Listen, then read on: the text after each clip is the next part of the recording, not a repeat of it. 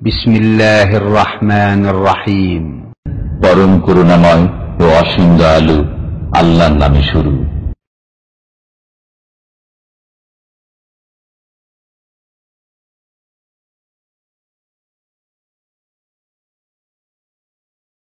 আসসালামু আলাইকুম ওয়া রাহমাতুল্লাহি ওয়া বারাকাতুহু। ইন্নাল হামদালিল্লাহ নাহমাদুহু ওয়া নাস্তাঈনুহু ওয়া নাস্তাগফিরুহু ওয়া নাউযু বিল্লাহি মিন শুরুরি আনফুসিনা ওয়া মিন সাইয়্যাতি আমালিনা। মান ইয়াহদিহিল্লাহু ফালা মুদিল্লা লাহু ওয়া মান ইউদ্লিলহু ফালা হাদিয়া লাহু। ওয়া আশহাদু আল লা ইলাহা ইল্লাল্লাহু ওয়াহদাহু লা শারীকা লাহু ওয়া আশহাদু আন্না মুহাম্মাদান আবদুহু ওয়া রাসূলুহু সাল্লাল্লাহু তাআলা আলাইহি ওয়া আলা আলিহি ওয়া সাহবিহি ওয়া সাল্লামা তাসলিমান কাসীরা। يا أيها الذين آمنوا اتقوا الله حق تقاته ولا تموتن إلا وأنتم مسلمون. يا أيها الناس اتقوا ربكم الذي خلقكم من نفس واحدة وخلق منها زوجها وبث منهما رجالا كثيرا ونساء واتقوا الله الذي تساءلون به والأرحم إن الله كان عليكم رقيبا. يا أيها الذين آمنوا اتقوا الله وقولوا قولا سديدا يصلح لكم أعمالكم ويغفر لكم ذنوبكم ومن يطع الله ورسوله فقد فاز فوزا عظيما. أما بعد فإن خير الحديث كتاب الله وخير الهدي هدي محمد صلى الله عليه وسلم وشر الأمور محدثاتها وكل محدثة بدعة وكل بدعة ضلالة وكل ضلالة في النار. أعوذ بالله من الشيطان الرجيم. فاستجاب لهم ربهم أني لا أضيع عمل عامل منكم من ذكر أو أنثى بعضكم من بعض الآية. وقال رسول الله صلى الله عليه وسلم نعم عليهن جهاد لا قتال فيه الحج والعمرة.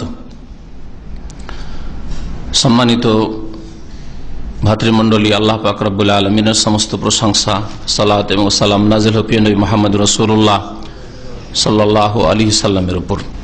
আজকে জিলকাদ মাসের 20 তারিখ, তার মানে আর মাত্র 2 সপ্তাহ পরেই হজের কাজগুলি শুরু হয়ে যাবে। যদিও অনেক হাজী সাহেবান যারা বিদেশ থেকে আসছেন তারা চলে এসছেন, আর যারা স্থানীয় হাজী তাদেরও হজের কাজগুলি আর মাত্র 2 সপ্তাহ পর কাছাকাছি শুরু হয়ে যাবে। অর্থাৎ 8 তারিখ থেকে, তারবিয়া দিন থেকে হজের কাজ শুরু হয়ে যাবে। আর যারা হজে বেরোবেন আরো 2 দিন 3 দিন আগে বেরোবেন, তাহলে 5 তারিখ 6 তারিখ 7 তারিখ জিলহজ মাসের এখানকার স্থানীয় হাজী সাহেবরাও হজের উদ্দেশ্যে সফর শুরু করবেন।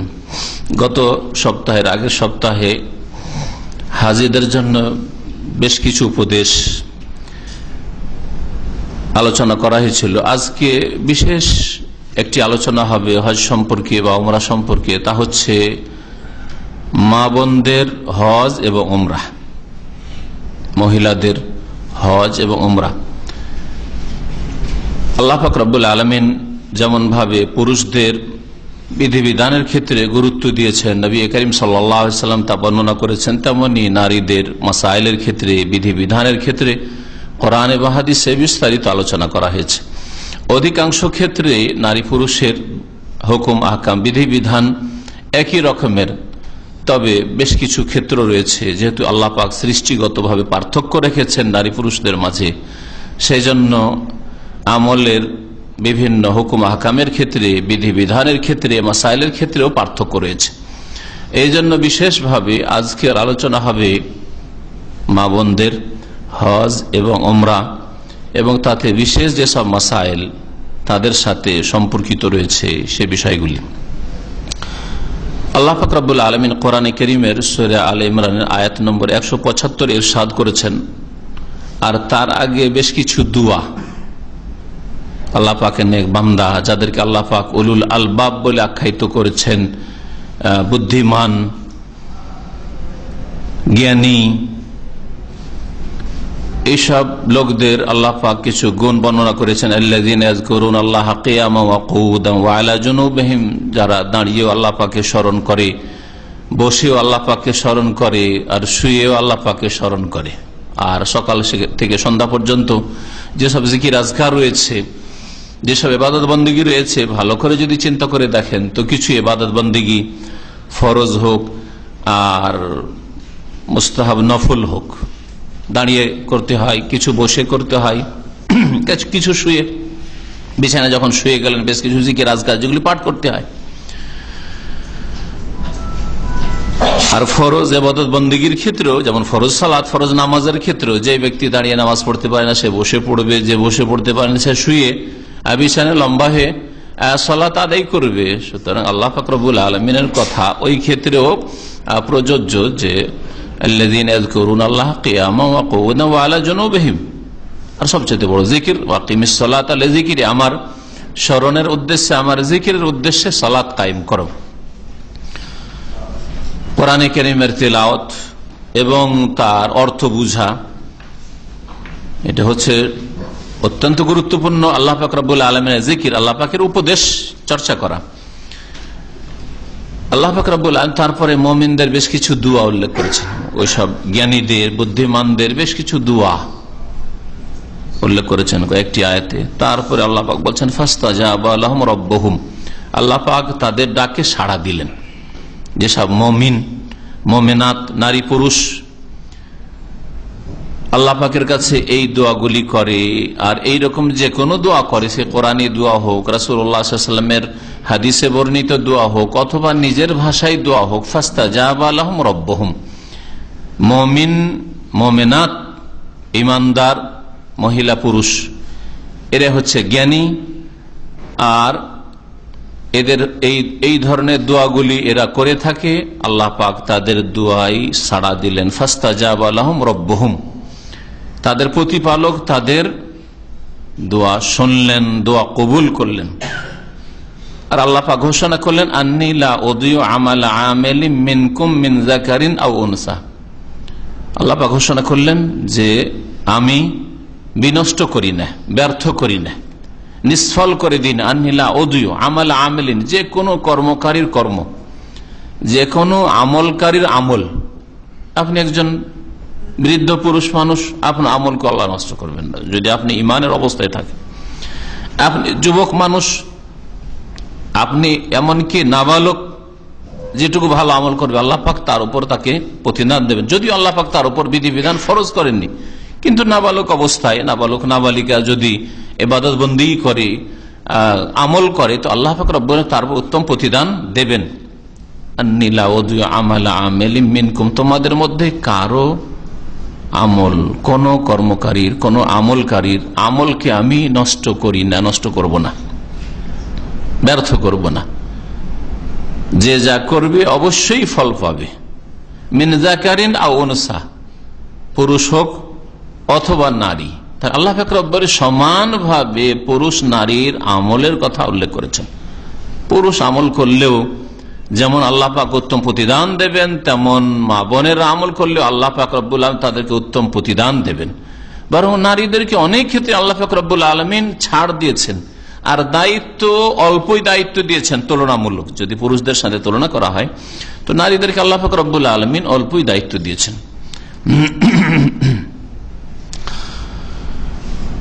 নারীদের হজ এবং উমরার মাসাইল, যে বিশেষ মাসাইলগুলি রয়েছে সেগুলি আলোচনা করব, হজের পুরো তরিকা নয়।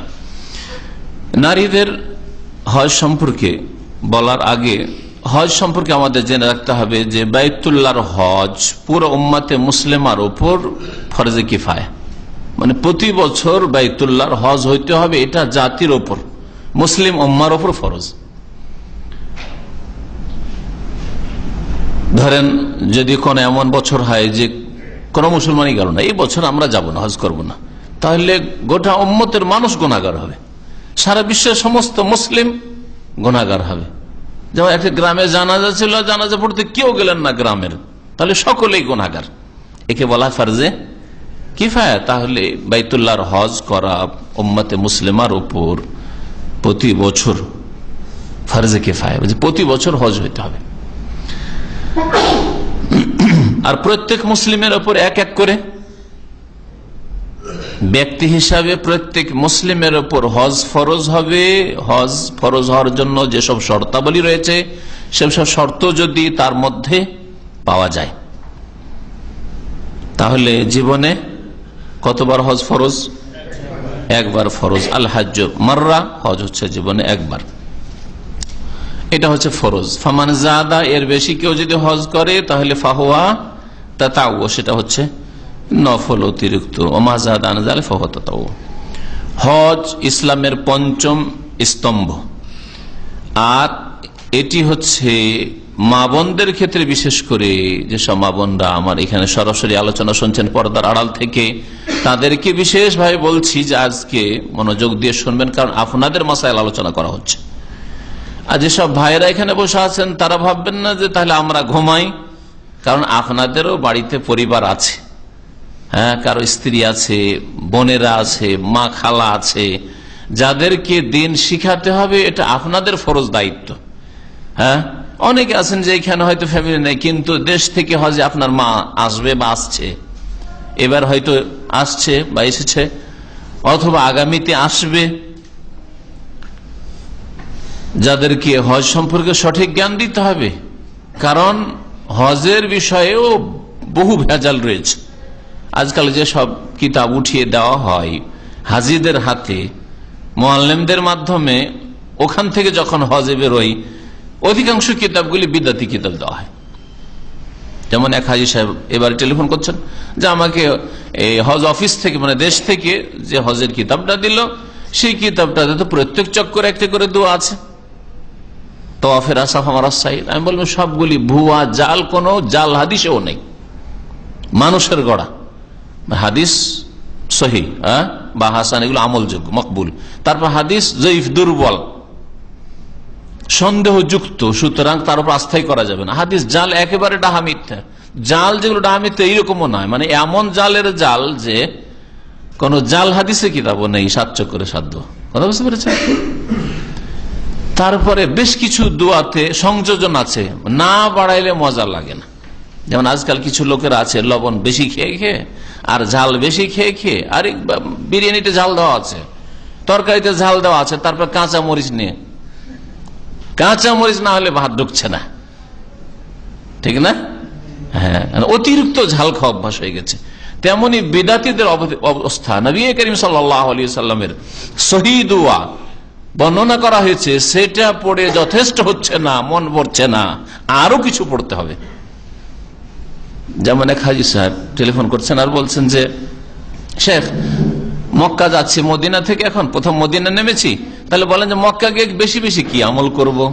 2-4টা বললাম। তার মধ্যে বললাম যে আপনি যখন তওয়াফ করবেন রুকনে ইয়ামানি আর হাজরে আসওয়াদের মাঝখানে যে দক্ষিণ দিকের এটা রয়েছে, দিকটা রয়েছে, ওই দিকটাই এক কর্নার থেকে আরেক কর্নার পর্যন্ত কোন দোয়া পড়বেন? রব্বানা আতিনা ফিদ দুনিয়া হাসানা ওয়া ফিল আখিরাতি হাসানা ওয়া কিনা আযাবান নার। কোরআনী দোয়া, এবং নবী করিম সাল্লাল্লাহু আলাইহি ওয়াসাল্লাম এটা পড়েছেন রুকনে ইয়ামানি আর হাজরে আসওয়াদের মাঝখানে, তাই না? কিন্তু বিদাতি কিতাবে কি আছে শুনে রাখেন, বিদাতি কিতাবের লক্ষণ, হ্যাঁ, ওয়া আদখিলনাল জান্নাতা মা'আল আবরার ইয়া আজিজ ইয়া গফফার। বুঝতে পারলেন? যখন আমি ওয়াকিনা আযাবান নারে থেমে গেলাম, তখন বলছে শেখ আর একটু লেখা আছে আমাদের বইটাতে, যেটা দিয়েছে হজ অফিস থেকে, সেটা কি? এই ওই যেটা বললাম। তাহলে এদের ঝাল খেয়ে, অর্থাৎ সুন্নতকে অতিক্রম করে বিদআত করে করে এত তাদের স্বাদ বিকৃত হয়ে গেছে, জিভার স্বাদ, আর তাদের দিন ইসলামের স্বাদ, হালাওয়াতুল ইমান, ইমানের ওই স্বাদ পায় না।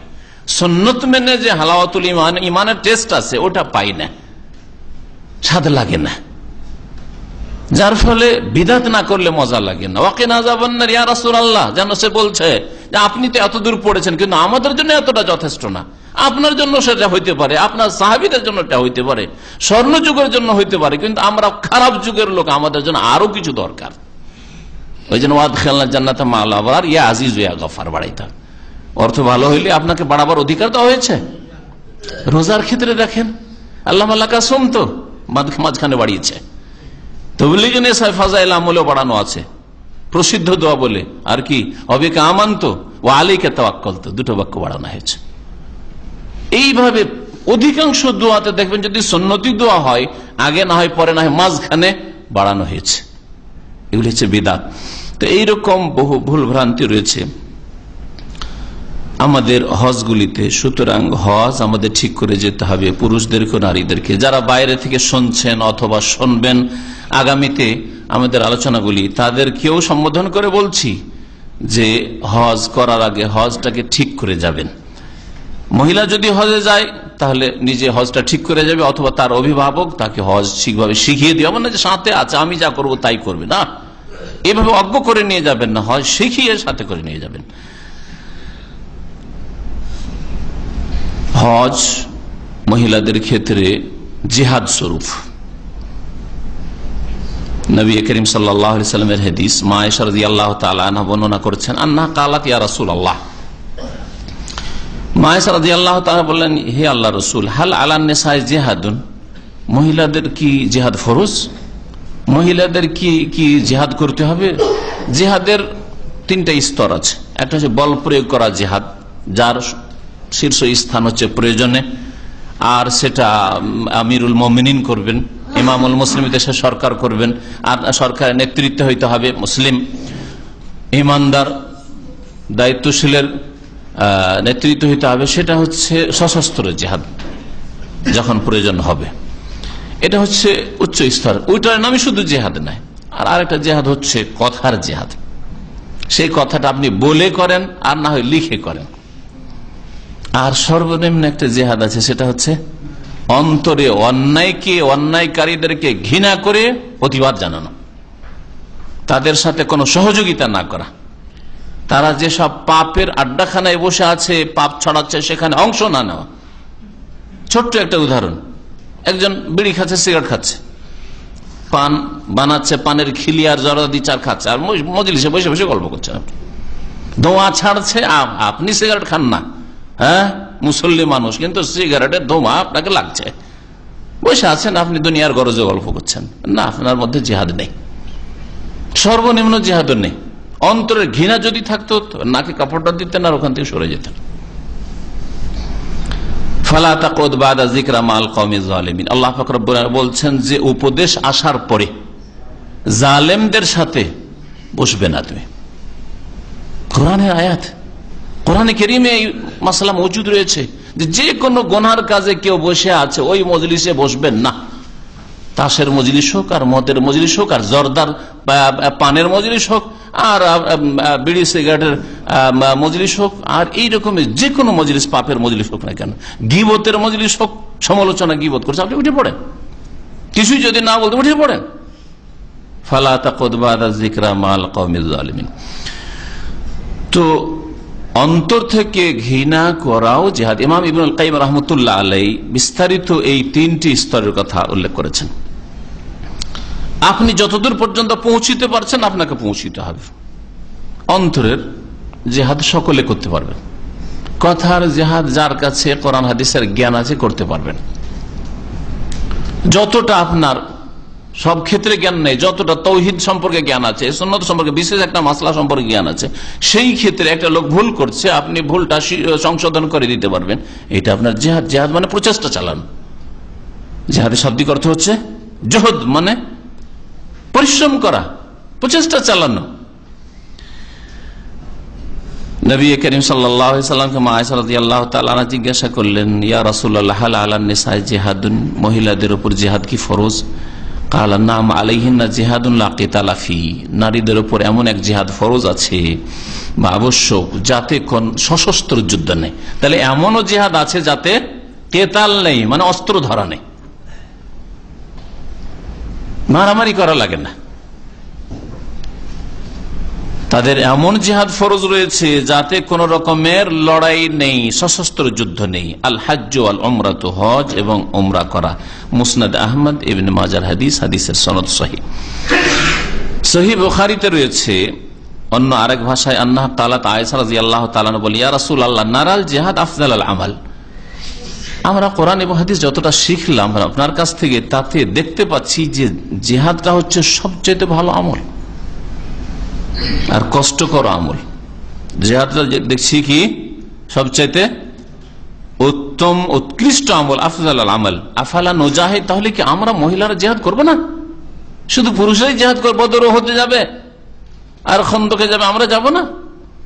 কালা, তখন রাসূলুল্লাহ সাল্লাল্লাহু আলাইহি ওয়াসাল্লাম বললেন, লাকুন্না আফজালুল জিহাদ হাজ্জুন মাবরুরুন, তোমাদের জন্য উত্তম জিহাদ হচ্ছে মকবুল হজ, এমন হজ যেই হজের সফরে কোনো গুনাহ হয় না, যে হজ থেকে ফিরে এসে আবার উল্টো দিকে ফিরে যায় না,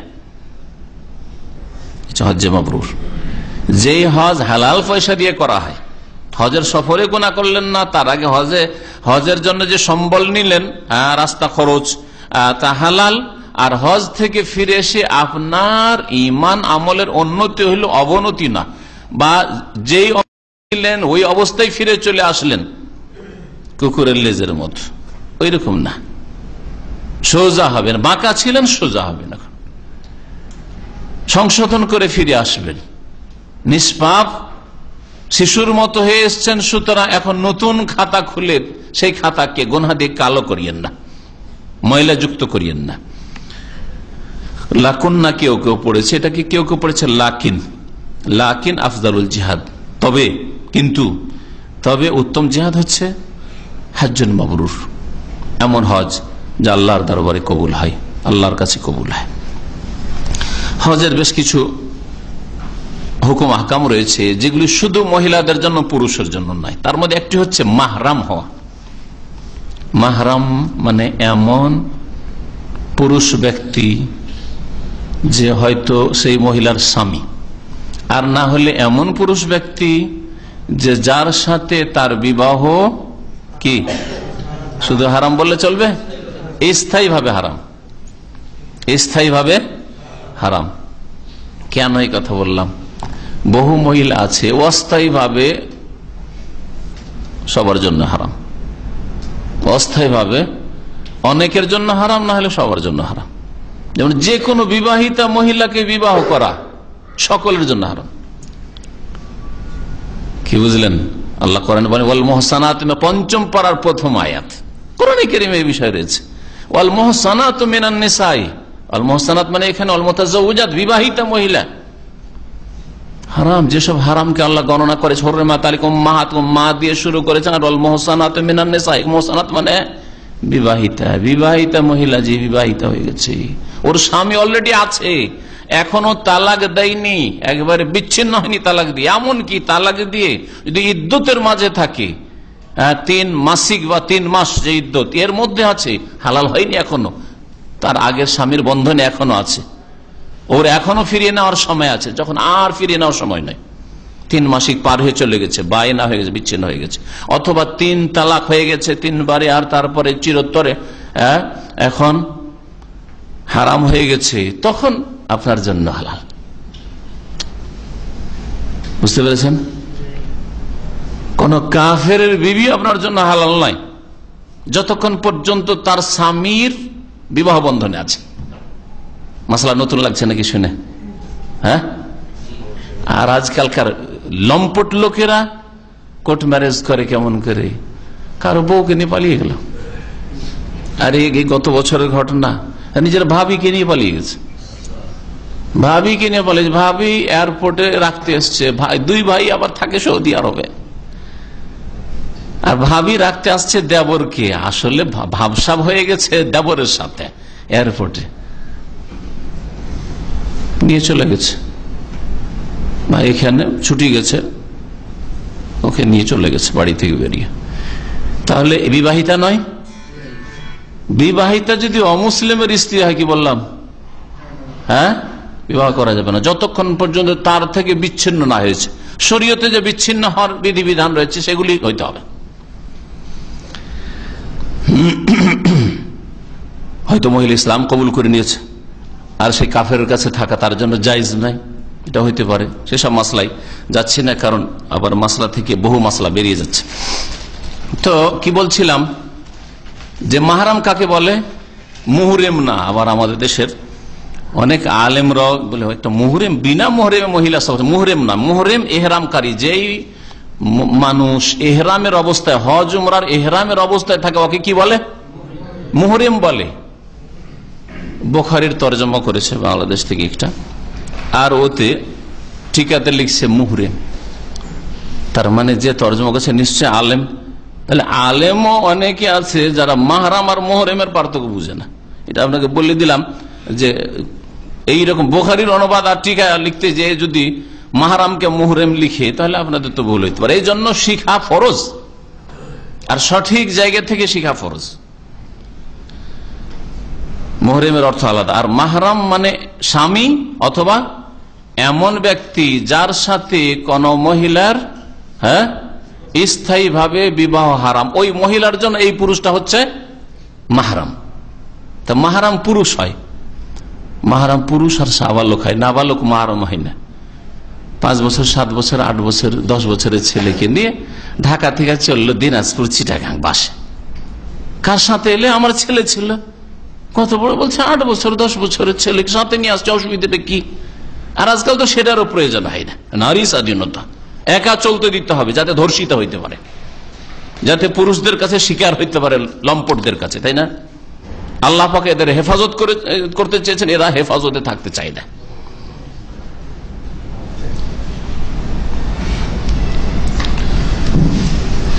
মাহরাম ছাড়া কোন সফর জায়েজ নয়। তার মধ্যে একটি সফর হচ্ছে ইবাদতের সফর, হজের সফর, উমরার সফর।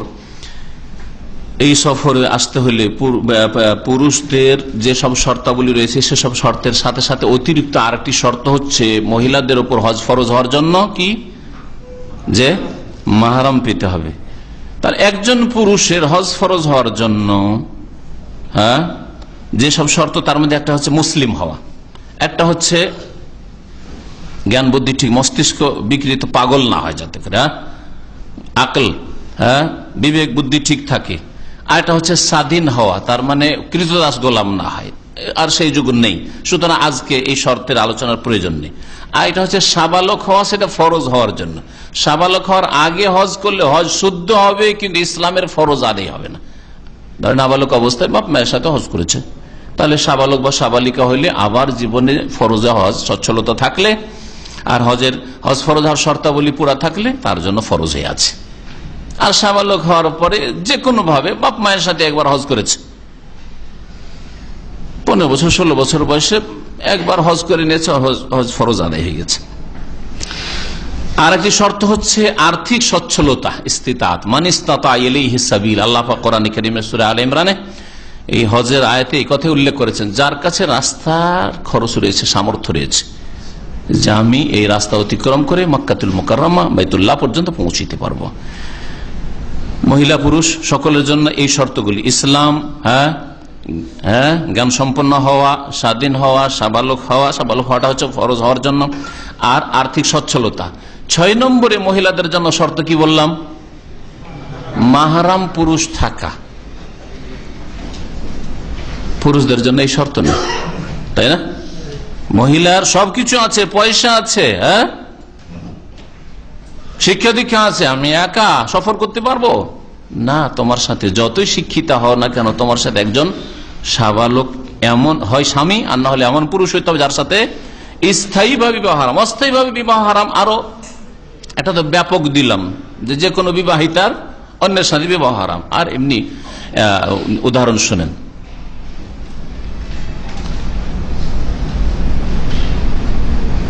যেমন শালীকে বিবাহ করা,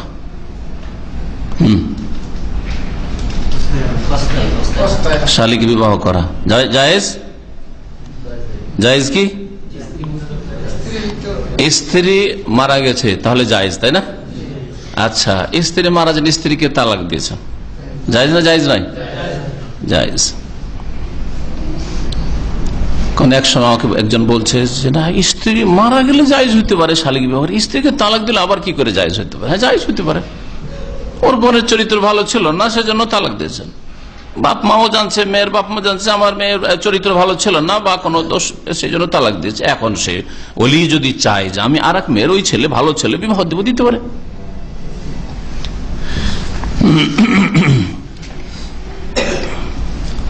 এইরকমই 2 মহিলাকে একত্রিত করা, যেমন খালা আর তার বোনের মেয়েকে একত্রিত করা, ফুফু তার ভাস্তিকে একত্রিত করা, না যায়, ঠিক না?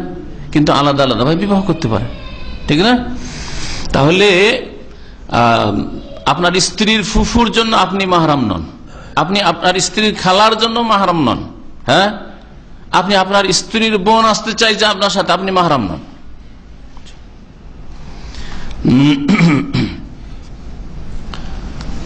মাহরাম হইতে হবে, তাহলে হজ ফরজ হবে মহিলাদের উপর, আর না হলে বিনা মাহরামে হজ করলে গুনাহগার হবে।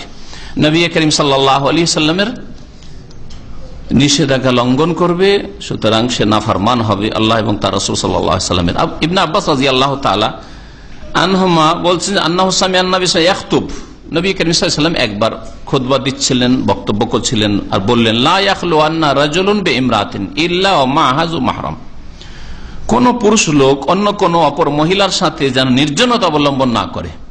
একজন মহিলা একজন পুরুষ নির্জনে মিটিং করছে, নেতা নেত্রী, হ্যাঁ, একজন মহিলা এমপি আর একজন হচ্ছে পুরুষ এমপি, দুজনে মিটিং করছে, হ্যাঁ, এক এলাকার চেয়ারম্যান মহিলা আর এক এলাকার চেয়ারম্যান পুরুষ, দুজনে মিটিং করছে, জায়েজ নয়। নির্জনতা যে কোনো ক্ষেত্রে জায়েজ নাই অপর মহিলার সাথে, ইল্লা ওয়া মা'আহু মাহরাম, তবে যদি তার সাথে একজন মাহরাম থাকে। ঠিক আছে, মহিলার সাথে যদি কথা বলতে হয় তো মহিলার সাথে একজন মাহরাম মানে ওর স্বামী থাকবে, অথবা হ্যাঁ তার বাপ থাকবে, আপন ভাই থাকবে, হ্যাঁ বই মাতৃ বা বই পিতৃ, এগুলো হচ্ছে মাহরাম থাকবে। এইরকম কেউ থাকবে। ডাক্তারের কাছে নিয়ে গেছেন, পুরুষ ডাক্তারের কাছে নিয়ে গিয়ে মেডিকেলে, আর নিয়ে গিয়ে আপনার স্ত্রীকে পাঠিয়ে দিলেন পুরুষ ডাক্তারের কাছে, আপনি বাইরে দাইয়ুসের মতো বসে আছেন, জায়েজ নয়, আপনাকে সাথে থাকতে হবে। ভণ্ড কবিরাজদের কাছে আপনার স্ত্রীকে পাঠিয়ে দিলেন, যে জিনের চিকিৎসা করবে, জাদুর চিকিৎসা, ওই জন্য পাঠিয়ে দিলেন। হুজুর, যেহেতু চেহারা হুজুর, সেই জন্য শয়তান। হ্যাঁ, কখনো যদি নেক লোক কখনো এইভাবে চিকিৎসা করবে না, বলবে যে না তুমি আসো, একজন পুরুষ নিয়ে আসতে হবে, সাবালক পুরুষ তার সাথে থাকতে হবে, না বালক এটা বাচ্চা বেঁধে চলে এসছে চিকিৎসা করার জন্য, জায়েজ নয়, হারামে নির্জনতা। ওয়ালা তুসাফিরুল মারআতু ইল্লা মা যি মাহরাম, আর কোন মহিলা বিনা মাহরামে সফর করবে না, কোন সফর করবে না, কোন সফর করবে না। স্বামীর কাছে যাচ্ছে বলে একাই চলে যাবে দেশ থেকে বিদেশে, এইরকম সফর করবে না। আর হজে যাচ্ছে, নেকির কাজে যাচ্ছে, সবের কাজে, সবাই তো হাজি সাহেব, হাজিদেরই ফ্লাইট, সুতরাং চলে যাচ্ছেন না। ফ্লাইটে তো মাত্র 4-5 ঘন্টার রাস্তা, ওখানে আছে, আমাকে রিসিভ করে নেবে জেদ্দাতে বা মদিনাতে, না, জায়েজ নাই। বিনা মাহরামে কোন মহিলা সফর করবে না, এমন ব্যক্তিত্ব বলেছেন যিনি নিজের খেয়াল খুশি কথা বলেন, ওয়া ইয়ানতিকু আনিল হাওয়া ইন হুয়া ইল্লা ওয়াহিয়ুন ইউহা, ওহী আল্লাহর পক্ষ থেকে ওহী। আল্লাহ পাক ভালো করে জানছেন যে আমি কেন অনুমতি দিচ্ছি না মহিলাকে একাই হজ করতে যেতে আর উমরা করতে যেতে বা সফর করতে। ফাকামা রাজুলুন, একটা লোক হঠাৎ দাঁড়িয়ে পড়লো, ফাকালা ইয়া রাসূলুল্লাহ, হে আল্লাহ রাসূল, ইন্না ইমরাতি খারাজাত হাজ্জা, আমার স্ত্রী হজের উদ্দেশ্যে রওনা হয়েছে, হজ করব আমি এবছর। ওর স্ত্রী বলছে যে এবার আমি হজ করবো। আইন্নি উক্তু তিবতু ফি গাজওয়াতি কাযা ওয়া কাযা, আর আমি তো নাম লিখে ফেলেছি যে অমুক যুদ্ধে যাব। হজের মৌসুমে জিহাদের হুকুম হয়েছে রাসূলুল্লাহ সাল্লাল্লাহু আলাইহি ওয়াসাল্লামের, আমি ইয়া রাসূলুল্লাহ আপনার হুকুমে হজ জিহাদের নাম লিখিয়ে দিয়েছি, আর আমার স্ত্রী বলছে এই মৌসুমে হজে যাবে, এখন আমি কি করব? অথচ জিহাদ একটু আগে হাদিসে পড়লেন কি, হ্যাঁ বললাম আফজালুল আমল, হ্যাঁ উত্তম আমল, হ্যাঁ জুরওয়াত ইসলামের হচ্ছে চূড়া। পাহাড়ের চূড়ায় সবাই উঠতে পারে না, আমাদের এতগুলি লোকের মধ্যে হয়তো 10টা লোক উঠতে পারবে না সাহস করে, হ্যাঁ থরথর করে কাঁপতে কাঁপতে নেমে পড়বে, ভাই উপরে উঠা যাবে না, তাই না? চূড়া বলা হয়েছে। তারপরে নবী করিম সাল্লাল্লাহু আলাইহি ওয়াসাল্লাম, না জিহাদ ছাড়ো, কোথায় যাও? কাল ফান্তালিক, যাও, ফাহুজ্জা মা ইমরাত, তোমার স্ত্রীর সাথে গিয়ে হজ করো, স্ত্রীর মাহরাম হয়ে হজ করো। এমন না যে ওর হজ বাকি আছে, হজ করে ফেলেছে, ওর হজ বাকি থাকার বলতে তোমার হজ করো বলতেন, তাই না? যাও তোমার স্ত্রীর সাথে হজ করো। এই মর্মে আরো অনেক হাদিস রয়েছে যে মাহরাম ছাড়া সফর করা জায়েজ নাই।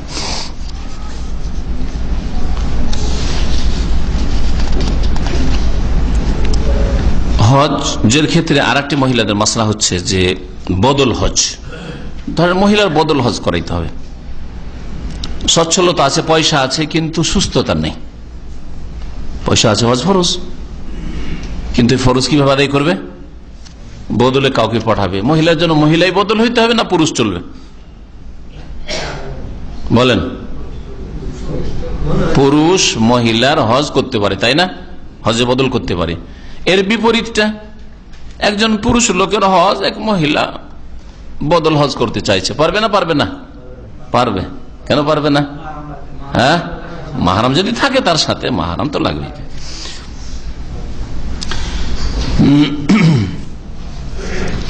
এই মর্মে নবী করিম সাল্লাল্লাহু আলাইহি ওয়াসাল্লামের হাদিস শুনেন। এক মহিলা, খাসআম গোত্রের মহিলা, এসে জিজ্ঞাসা করল, ইয়া রাসূলুল্লাহ, ইন্না আবি শাইখুন কবীর, আমার আব্বা অত্যন্ত বৃদ্ধ মানুষ, লা ইয়াস্তাতি আন ইয়াসবুতা আলা রাহিলা, উটের পিঠে যে বসে থাকবে স্ত্রী, এর উপায় নেই, তত্তর করে কাঁপে, উটের পিঠে বসে থাকতে পারবে না, চড়তে পারবে না। ইন্না ফরিদাতাল্লাহি ফিল হজ্জ আলা ইবাদিহি আদরাকা তাবি ওয়া হুয়া শাইখুন কবীর, আল্লাহর ফরজ যে হজ, এটা আমার আব্বাকে পেয়ে গেছে, মানে হজ ফরজ হয়ে গেছে, কিন্তু সে অত্যন্ত বৃদ্ধ। নবী করিম সাল্লাল্লাহু আলাইহি ওয়াসাল্লাম তাকে বললেন যে, হুজ্জি আন আবিক, তোমার পিতার পক্ষ থেকে তুমি হজ করে না। তার আব্বা পুরুষ, হ্যাঁ, তাহলে মহিলা হজ্জে বদল করতে পারে। ওই রকমই মহিলার পক্ষ থেকে পুরুষ লোক করতে পারে। হজের অবস্থায় মহিলাদের যে বিশেষ অবস্থা হইতে পারে সেটা হচ্ছে, হঠাৎ করে মাসিক ঋতু চলে আসতে পারে, মেন্স। হঠাৎ করে হয়তো গর্ভধারণকারিনী, পেটে বাচ্চা ছিল, হ্যাঁ, আর ধারণা করেছিল যে এখন তো 7 মাস 8 মাস চলছে, বা সময়ের আগেও তো বাচ্চা নষ্ট হয়ে যেতে পারে, পারে না?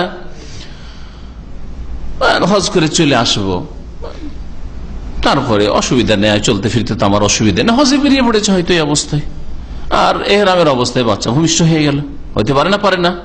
নবী করিম সাল্লাল্লাহু আলাইহি ওয়াসাল্লাম বিদায় হজের বছর এই সবগুলি ঘটনা ঘটেছে। কোন মহিলার মাসিক ঋতু হয়েছে, কোন মহিলার বাচ্চা জন্মে গেছে। তো এই ক্ষেত্রে কি করবে? নেফাস, যে ছেলে মেয়ে ভূমিষ্ঠ হওয়ার পরে যে রক্ত হয়, যে ব্লিডিং হয়, সেটা হচ্ছে নেফাস আরবি ভাষায়, কোরআন হাদিসের ভাষায়। আর হাইজ হচ্ছে মাসিক ঋতু। এরকম যদি হয় তাহলে কি করবে? নবী করিম সাল্লাল্লাহু আলাইহি ওয়াসাল্লামের প্রসিদ্ধ হাদিসের একটা অংশ বলছি, ইফ আলী মা ইয়াফআলুল হজ।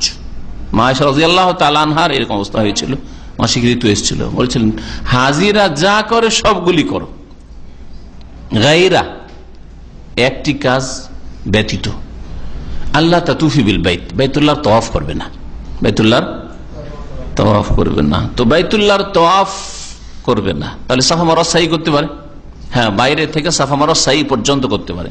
যদি আজকাল মনে হচ্ছে যে তো মসজিদে হারামে ঢুকে গেছে, এর চারিদিকে তো বাইরেও নামাজ হচ্ছে, আরে সাফা মারওয়ার ওই দৌড়ের জায়গা ওগুলোতে তো নামাজ হচ্ছে, তাই না? তো মসজিদ মনে হচ্ছে, কিন্তু আসলে এটা মসজিদ নয়। তো যখন বাইতুল্লাহ ছোট ছিল তখন এই সাফা মারওয়া বাইতুল্লাহ কাবা থেকে কত দূরে মনে হইতো, তাই না? এটা মসজিদের অংশ নয়, মসজিদের অংশ এটা নয়। সাই করতে পারবে, কিন্তু সাই শুধু শুধু চলে না বিনা তওয়াফি। নবী করিম সাল্লাল্লাহু আলাইহি ওয়াসাল্লামের জীবনে সাহাবায়ে কেরামদের মধ্যে জেনে শুনে তওয়াফবিহীন শুধু সাই এরকম কখনো করা হয়নি, হজে বা উমরাতে। তওয়াফে কুদুমের পরে সাই করেছেন, আর না হলে তওয়াফে ইফাজা ফরজ তওয়াফের পরে সাই করেছেন। আর শুধু গেলাম যে সাইটাকে শুধু সেরে রেখে দিয়া শুধু শুধু সাই করে নিলাম, যেমন আজকাল সুবিধাবাদী কিছু আলেমরা ফতোয়া দিচ্ছে এরকম, যে অসুবিধা, আপনি হজে কেরান করছেন, হজে ইফরাদ করছেন, আপনার তো একটা সাই, তো সাইটাকে এগিয়ে রাখেন, আগে সাইটাই করে রেখে দেন, আর তওয়াফে কুদুম তো আপনার ইফরাদে বা কেরানের সুন্নাত ওটা না করলেও চলে, সাইটা করে নেন, আর তারপরে আপনি ওই 10 তারিখ আর ভিড় ভাড়ে পড়লেন না, 11-12 তারিখ তো ভিড় বেশি হবে, আর তারপরে আপনি মেনে চলে যান, না জায়েজ নয়। এটা একমাত্র জাহিরি মযহাব ছাড়া সমস্ত আইম্মায়ে কেরাম, ওলামায়ে কেরামদের নিকটে এই বিষয়টি সর্বসম্মতিক্রমে স্বীকৃত যে শুধু শুধু সাই করা যাবে না। তাহলে এটা ওই ক্ষেত্রে প্রযোজ্য যে মহিলা হয়তো মেন্স হওয়ার আগে তওয়াফ করে ফেলেছে, আর তওয়াফ করে বেরিয়ে এসছে, আর মাসিক শুরু হয়ে গেছে, এখন কি বলবেন? বলছেন হ্যাঁ সাই করতে পারে, অসুবিধা নেই, না পাক অবস্থায় সাই করতে পারে।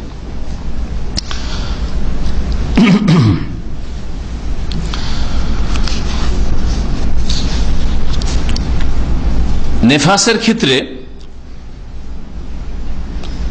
আবু বকর সিদ্দিক রাদিয়াল্লাহু তাআলার স্ত্রীর ঘটনা ঘটেছিল। জাবের রাদিয়াল্লাহু তাআলার প্রসিদ্ধ হাদিসে সহিহ মুসলিমে রয়েছে, তা তো রয়েছে যে হাত্তা আতাইনা জাল হুলাইফা, আমরা জুল হুলাইফা পৌঁছিলাম। জুল হুলাইফা যে আবিয়ার আলী মিকাত, মদিনার মিকাত, মসজিদ নববী থেকে 10 কিলোমিটার মোটামুটি। এখানে পৌঁছিতেই ফাওয়ালাদাত আসমা বিনতে উমাইস, উমাইসের মেয়ে আসমা আবু বকরের স্ত্রী রাদিয়াল্লাহু আনহুম আজমাইন ভূমিষ্ঠ করলো তার ছেলেকে, যে ছেলের নাম ছিল মুহাম্মদ বিন আবি বকরা। মুহাম্মদ বিন আবি বকর, আবু বকর রাদিয়াল্লাহু তাআলার ছেলে মুহাম্মদ ছিল। ফারসালাত ইলা রাসূলিল্লাহ সাল্লাল্লাহু আলাইহি ওয়াসাল্লাম, কাইফা আসনা, রাসূলুল্লাহ সাল্লাল্লাহু আলাইহি ওয়াসাল্লামের কাছে কোন লোককে পাঠালেন। এই আসমা যে কি করবো আমি, এখন হজে বেরিয়েছি আর এইরকম বাচ্চা ভূমিষ্ঠ হয়ে গেল। কালা ইগতাসিলি, গোসল করে নাও, ওয়াস্তাসফিরি বিসাউবিন, আর কাপড় দিয়ে মজবুত করে বেঁধে নাও, কাপড় দিয়ে মজবুত করে বেঁধে নাও। আজকাল মাশাআল্লাহ আল্লাহ পাক সুবিধা দিয়েছে, কি পাম্পার্স বলছে ওগুলোকে না, হ্যাঁ পাম্পার্স, বড় বড় পাম্পার্স আছে, ছোট বাচ্চাদের থেকে শুরু করে বড়দের পর্যন্ত মার্কেটে। ওই কাজটা এটা করবে, আর না হইলেও কাপড় যথেষ্ট, সেটা দিয়ে আপনার যথেষ্ট। নবী করিম সাল্লাল্লাহু আলাইহি ওয়াসাল্লাম নির্দেশ যে কাপড় দিয়ে মজবুত করে বেঁধে নাও, যাতে করে বাকি কাপড়গুলি খারাপ না হয়ে যায়, আর তারপরে যেখানে বসবে সেই জায়গায় খারাপ না হয়। ও আহরেমি, আর তারপর কি করো, এহরাম করে নাও, এহরাম বেঁধে নাও। তার মানে জুলহুলাইফা আবিয়ারে আলী পৌঁছেছেন আর এখন এহরাম বাঁধা হয়নি। এহরাম বাঁধার আগে নবী করিম সাল্লাল্লাহু আলাইহি ওয়াসাল্লাম এই কথা বললেন না যে যাও, যখন এইরকমই হয়ে গেল, আর মাত্র তো 8-10 কিলোমিটার এসে ফিরে চলে যাও, এখান থেকে কারোর সাথে তুমি ফিরে চলে যাও। আবু বকর এই কথা বলেন, যাও তোমার স্ত্রীকে ফিরিয়ে দাও, যখন এইখানে অবস্থা আছে ফিরিয়ে দাও। করলেন না এটা, তাই না?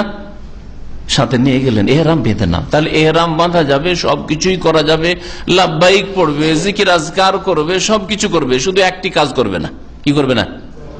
বাইতুল্লাহর তওয়াফ করবে না, সাফা মারওয়ায় অবস্থান সাই করবে, তারপরে আপনার আরাফায় অবস্থান করবে না, করবে না? আরাফায় অবস্থান করবে, আর নামাজ পড়বে না। নামাজ এই অবস্থায় আল্লাহ পাক মাফ করেছেন, নেফাসের অবস্থায়, মাসিক ঋতুর অবস্থা, হাইজের অবস্থায় আল্লাহ পাক নামাজ মাফ করেছেন, শুধু নামাজ পড়বেন না। কিন্তু বাকি জিকির আজকার সবকিছু করবে, মুজদালিফার কাজ করবে, কঙ্করি মারবে না, মারবে না, পাথর মারবে জামরাতকে, সব কাজ করবে।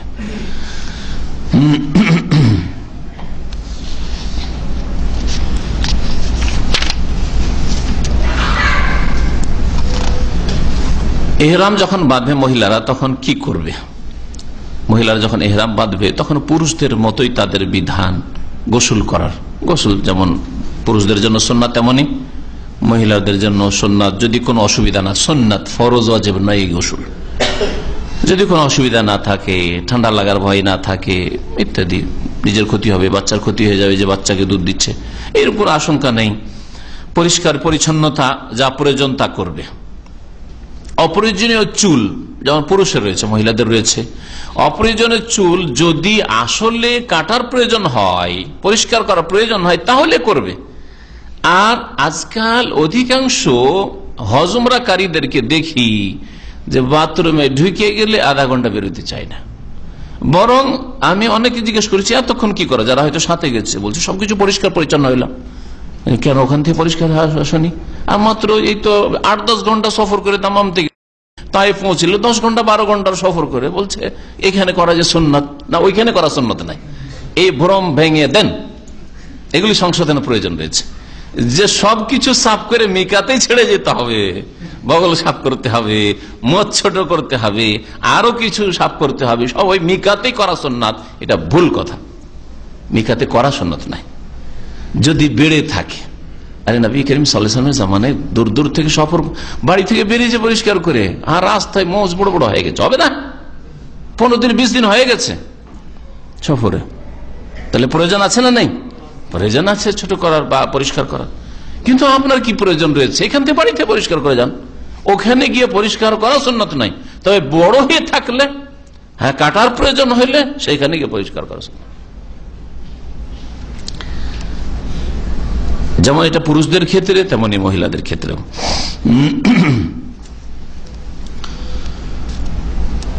পুরুষরা যেমন সুগন্ধি লাগাবে মহিলারাও লাগাবে, কিন্তু মহিলাদের সুগন্ধির ধরনে আর পুরুষদের সুগন্ধির ধরনে পার্থক্য আছে। কে বলতে পারেন? পুরুষদের সুগন্ধি কেমন হবে? হ্যাঁ, তিবুর রাজুলে মা খাফিয়া লাউনুহু ওয়া যাহারা রিহুহু। পুরুষদের সুগন্ধি হচ্ছে, খুশবু হচ্ছে, আতর হচ্ছে কি মা খাফিয়া লাউনুহু, যার রং কালার প্রকাশ পায় না। মেকআপ করে যাবেন না আপনি, জাহাজে যাতে একটু মেকআপ করে যায়, তাই না? আপনি মেকআপ করবেন না, আপনি রং কালার যেন প্রকাশ না পায়। আর কি হয়? যাহারা রিহু, কিন্তু সুগন্ধি ঘ্রাণ বেরোক, ঘ্রাণ বের হবে। অতিবুর মারআতে, নারীদের সুগন্ধি হচ্ছে মা যাহারা লাউনুহু, যার রং প্রকাশ পাবে। হ্যাঁ, চেহারায় গ্লেজ ফুটে উঠছে, হাত পরিষ্কার পরিচ্ছন্ন হচ্ছে, রং ফর্সা মনে হচ্ছে, এই জন্য তো ঢাকতে বলা হয়েছে। এগুলো কার জন্য করবে? স্বামীর জন্য করবে। হ্যাঁ, আর স্বামী ছাড়া অন্যের সামনে বাড়ি থেকে ঢেকে বেরোবে, সেই জন্য মা যাহারা লাউনুহু, রং ফুটে উঠে এমন সুগন্ধি, এমন আতর, তিব ব্যবহার করে, খুশবু ব্যবহার করতে হবে। আর খাফিয়া রিহুহু, আর ঘ্রাণ যাতে করে লুকায়িত থাকে, ঘ্রাণ প্রকাশ না পায়, এইরকম হইতে হবে। এমন নয় যে মহিলা রাস্তা দিয়ে হেঁটে যাচ্ছে, গোটা রাস্তাকে একবারে সুগন্ধিময় করে দিচ্ছে। হ্যাঁ, মহিলা মসজিদে পাশ দিয়ে যাচ্ছে, বাপরে বাপ, কত দামি আতর যে ব্যবহার করেছে নবী করিম সাল্লাল্লাহু আলাইহি ওয়াসাল্লাম। এইরকম মহিলাদের যারা মার্কেটে, বাজারে, এমনকি নামাজ পড়তে যায়, এইরকম আতর সুগন্ধি লাগিয়ে যাতে সুগন্ধি ছড়ায়, তাদেরকে নবী করিম সাল্লাল্লাহু আলাইহি ওয়াসাল্লাম কি বলেছেন বলতে পারেন? ফাহিয়া কাযা ওয়া কাযা জানিয়া। তাহলে এই মহিলারা যারা অন্য পুরুষকে সুগন্ধি শোঁয়ায় যে আছে, আমার কাছে দেখো আমার স্বামী দিয়েছে, অথবা আমি কিনতে পেরেছি, সার্ভিস করি, হ্যাঁ আমার কাছে দামি সুগন্ধি আছে, ঘ্রাণ ছড়াচ্ছে, তাহলে সে জানিয়া, জেনাকারিনী, যদিও জীবনে জেনার কাছে যায় না, হয়তো জেনাকারিনী।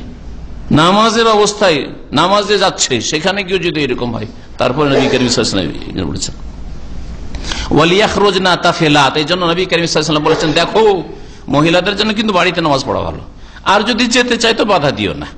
ওয়ালিয়াখরুজনা তাফিলাত, আর যদি যাই তারা তো খুব মানে জমকপূর্ণ কাপড়ে যাবে না, আকর্ষণীয় কাপড়ে যাবে না, আর শরীরে অলংকার নিয়ে অলংকার বাজছে, আর ঘ্রাণ ছড়াচ্ছে, খুশবুর সুগন্ধি, এইরকম করে যাবে না, একেবারে সাদা সিধা অবস্থায় তা ফেলাত যাবে।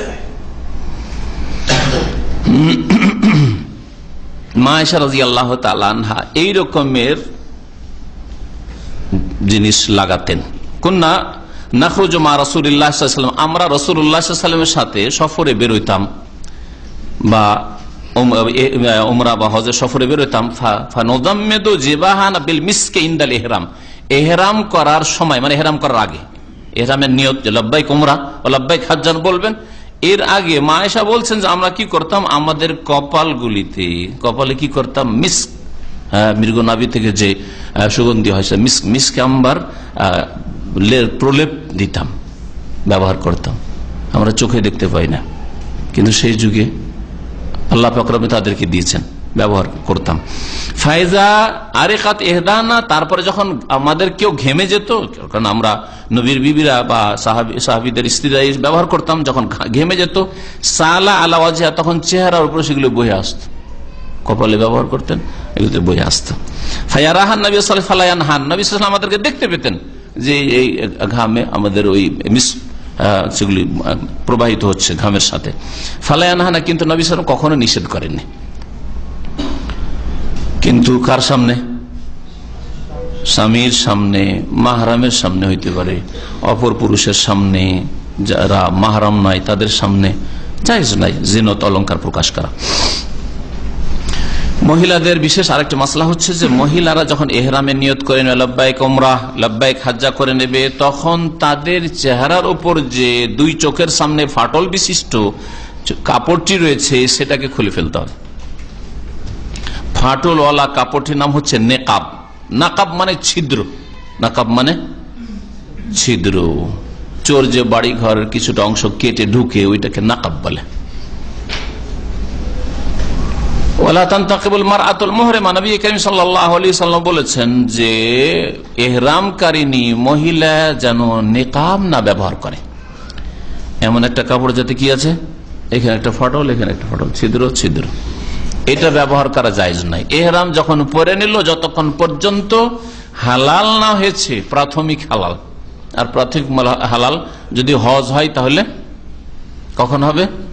উমরা থেকে, উমরা শেষ হলে হয়ে গেল। কিন্তু যখন হজ শুরু করলো, ধরেন 8 তারিখে হজ শুরু করলো হজে তামাত্তু করলে, আর হজ শেষ হলো 10 তারিখে পাথর মারলো বড় জামরাকে, আর তারপরে কোরবানি করে হালাল। হ্যাঁ, কোরবানি আগে পরে হইলে অসুবিধা নেই। তারপরে চুল কেটে নিলে এই দুটো কাজ করলে প্রাথমিক হালাল হয়। আর ফাইনাল ফুল হালাল কখন হয়? যখন বাইতুল্লাহ তওয়াফ করে নেবে, যে 10 তারিখের ফরজ তওয়াফে জিয়ারা বা তওয়াফে ইফাদা যার নাম, এই তওয়াফ করে নিলে ফুল হালাল হবে, তখন সবকিছুই হালাল হয়ে যাবে। তো মহিলারা ইহরামের অবস্থায় নিকাব ব্যবহার করবে না।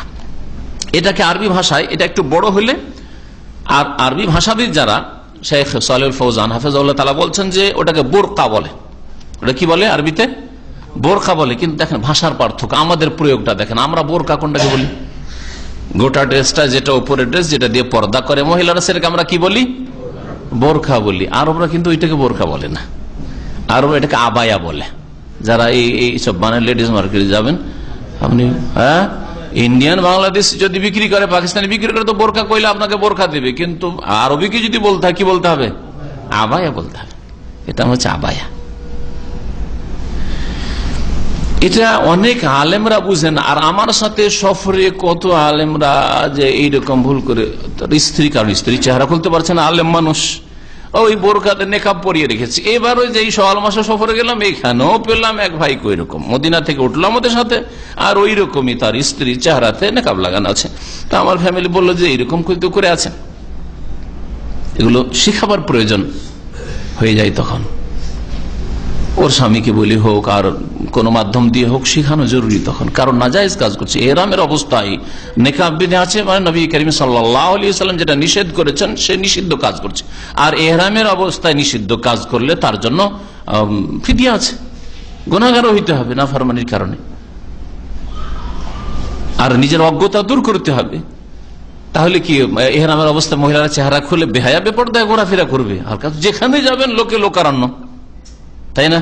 তো কি করবে? তাহলে এক শ্রেণীর মহিলারা আছে,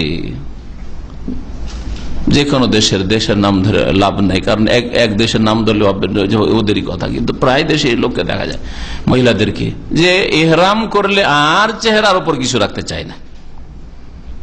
আর বিশেষ করে মিশরি মহিলা তো আমার সাথে তর্ক করেছে এক সফরে, রাখতেই দিবে না, বলছে না না না এটা জায়েজ না, বলছে না অবশ্যই তোমাকে রাখতে হবে।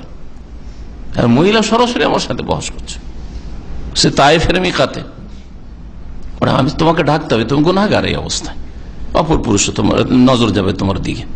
বলছে না না এটাই তো জানি যে এহরামুল মারাতি ফি ওয়াজহিহা, চেহারাতে মহিলার এহরাম রয়েছে। বলছে হ্যাঁ এহরাম আছে, বুখারীর হাদিস শুনালাম, জানে না? সহিহ বুখারীতে রয়েছে, মা আয়েশা রাদিয়াল্লাহু তাআলা বলছেন যে আমরা চেহারা খুলে উটের পিঠে বসে থাকতাম নিজের হাওদায়, আর আমরা সফর করতে থাকতাম। তারপরে ফাইজা যা রুকবান, যখন দেখতেন যে কাফেলার লোকেরা সামনে কাছিয়ে চলে আসছে, এখন দেখতে পাবে যে এই চেহারা, মহিলার চেহারা এটা দেখতে পাবে, কাছিয়ে চলে আসতো, তখন সাদালাত এহদানা জিলবাবাহা, আমরা মহিলারা কি করতাম, আমাদের জিলবাব ওড়না, এই ওড়নাকে আমরা, আল্লাহ কোরআনে কারীম সূরা আহজাব বলছে ইউদনিনা আলাইহিন্না মিন জালাবিবিহিন্না, চেহারা ঢাকার জন্য ওড়না ঝুলিয়ে দাও। সেই যুগে এরকমের হয়তো ব্যবস্থা সবার কাছে ছিল না, ওড়না ঝুলিয়ে ঢাকো, আল্লাহ পাক বলেছেন। তো সাদালাত এহদানা জিলবাবাহা, চেহারা ঢাকার জন্য, অপর পুরুষের নজর থেকে বাঁচার জন্য, এই গুনাহ থেকে বাঁচার জন্য। গুনার কাজ এটা তাহলে, যে একটা অপর পুরুষের নজর পড়ে একটা মহিলার উপর। সাদালাত এহদানা, আমরা মহিলারা কি করতাম, ঝুলিয়ে নিতাম, লটকে নিতাম নিজের জেলবাবকে, চেহারা ঢাকার জন্য এইভাবে উপর থেকে। এটাকে সামনের দিকে নামিয়ে দিলে, পাতলা যদি কাপড় হয় তাহলে দেখা যাবে না?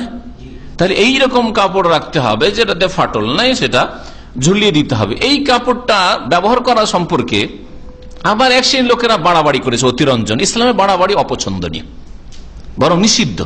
গুলু লা তাগলু ফি দীনিকুম, আল্লাহ কোরআনে বলছেন তোমরা দ্বীনে ধর্মের ক্ষেত্রে বাড়াবাড়ি করিও না। যেটা ইসলামে নাই সেটা যদি অতিরিক্ত করে, এটা হচ্ছে অতিরঞ্জন, বাড়াবাড়ি। শিরক বিদআতই হোক আর এইরকম ধর্মের ক্ষেত্রে কট্টর পন্থা অবলম্বন করাই হোক।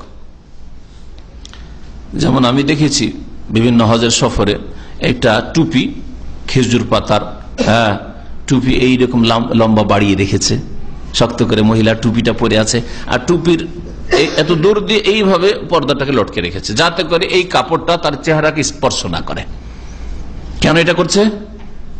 ধারণা যে এহরামের অবস্থায় মহিলাদের চেহারা যেন কাপড়ে না ছয়, কাপড় স্পর্শ না করে। এটা বাড়াবাড়ি, এমন কোন দলিল নেই। মায়েশা রাদিয়াল্লাহু তাআলা আনহা এইভাবে ধরে থাকেন, সবসময় এইভাবে ধরে থেকেছে না, তাই না? তাহলে চেহারা যদি ছুঁয়েও যায়, ছুঁয়ে যাওয়া আপত্তিকর নাই, কিন্তু ফাটলওয়ালা যেটাকে বেঁধে রাখা, যেভাবে হোক না কেন বেঁধে রাখি, আর ফাটল রয়েছে, এই নিকাব বা বোরখা, ওর চাইতে বড় কাপড় কিন্তু ওতে ছিদ্র আছে, এগুলো নিষেধ করা হয়েছে। যেমন সহিহ বুখারী হাদিস, লা তানতাকিবুল মারআতুল লা তানতাকিবুল মুহরিমা, এহরামকারিনী যাতে করে নিকাব ব্যবহার না করে। এইরকম মহিলারা হাত মোজা ব্যবহার করবে না। হাত, অনেক মহিলার হাতে সৌন্দর্য আছে, আকর্ষণ আছে, বরং এমনকি হাত যদি সুন্দর নাও হয়, বুড়ি মানুষের হাত হয়, তো বুড়ার জন্য তো আকর্ষণ আছে না, বুঝেন না? আরবিতে একটা প্রবাদ আছে যে লেকুল্লে লাকেতাতিন লেকুল্লে সাকেতাতিন লাকেতা, যে কোনো জিনিস যদি রাস্তাঘাটে পড়ে থাকে তো কেউ না কেউ সেটাকে কুড়াবে। আরে আপনি কুড়ালেন না, চারানা পড়ে আছে, আরেকজন চারানি কুড়িয়ে দিবে। হ্যাঁ, একটা সিগারেট পড়ে আছে, আপনি কুড়ালেন, একটা সিগারেট ঘুর কুড়িয়ে নেবে, যেটা ফ্রি সিগারেট খেতে পেলাম, বুঝতে পেরেছেন না? তো এই জন্য কখনো মনে করবেন না যে বুড়ি মানুষ, সুতরাং না না না, যথাসাধ্য ঢাকার চেষ্টা করে। ঢাকার মানে যে মোজা হইতে হবে জরুরি নয় সবসময়, আপনি কাপড় দিয়ে, লম্বা কাপড় দিয়ে একটু ঢাকতে পারেন। আর বিশেষ করে যেসব মহিলাদের হাত পায়ে ফিতনা আছে, তাদের নিজেকেও ফিতনা মুক্ত রাখতে হবে, কারণ সেও ফিতনায় পড়তে পারে, আর অন্যদেরকেও তার ফিতনা থেকে বাঁচাতে হবে। আপনার এই হাত পা বের করার জন্য একটু উঁচা কাপড় নিচে পরে আছে, এদিকে হাত খোলা আছে, এদিকে ঘড়িটা প্রকাশে আছে, একটা যুবক ছেলে ফিতনায় পড়ছে। আর যুবক ছেলে ফিতনায় পড়ার কারণে হইতে পারে, এটাও হইতে পারে যে আপনি দেখছেন যে বারবার যুবক ছেলেটা তাকাচ্ছে, আর ওকেও দেখতে তো আমাকে ভালো লাগছে, তা আমিও কেন আর এই ক্ষেত্রে ওর দাবি দাওয়া পূরণ করব না, আমিও একটু কথাবার্তা বলিনি। ফিতনা হইতে পারে না? অবশ্যই হইতে পারে। আর না হলে এক পক্ষ থেকেও যদি ফিতনা হয় তো সেটাই বড় ফিতনা। তো মহিলারা এহরাম অবস্থায় কুফাজ মানে দস্তানা, হাত মোজা ব্যবহার করবেন না, হাত মোজা ব্যবহার করবেন, এটা নিষেধ করেছে। ওয়ালা তালবাসুল কুফাজাইন, হ্যাঁ, হাতের মোজা ব্যবহার করবেন না। তাহলে হাত কি করবে? লম্বা কাপড় দিয়ে হাত যেন ঢাকাতে, যথাসাধ্য ঢাকার চেষ্টা করতে হবে। হাত চেহারার মতো নয়, চেহারার ঢাকায় যে তাগিদ রয়েছে হাতে সেটা নাও হতে পারে, কিন্তু প্রয়োজনে হাত কাজকাম করার জন্য হাত খুলতে হতে পারে, কিন্তু যথাসাধ্য ফাত্তাকুল্লাহ মাস্তাতাতুম, যথাসাধ্য আল্লাহকে ভয় করো এবং নিজেকে ফিতনা মুক্ত রাখো, অন্যদেরকেও তোমার ফিতনা থেকে বাঁচাও।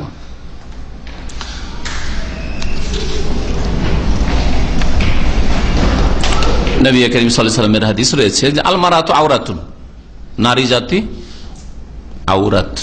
এই জন্য উর্দু ভাষাতে মহিলাদেরকে কি বলে? আওরাতই বলে। আওরাত মানে জানেন? আওরাত মানে লজ্জাস্থান, বা আওরাত মানে ঢেকে রাখার বস্তু। আওরাত মানে ঢেকে রাখার জিনিস, যা ঢেকে রাখতে হয় সেটা আওরাত। এই জন্য পুরুষের আওরাত আছে।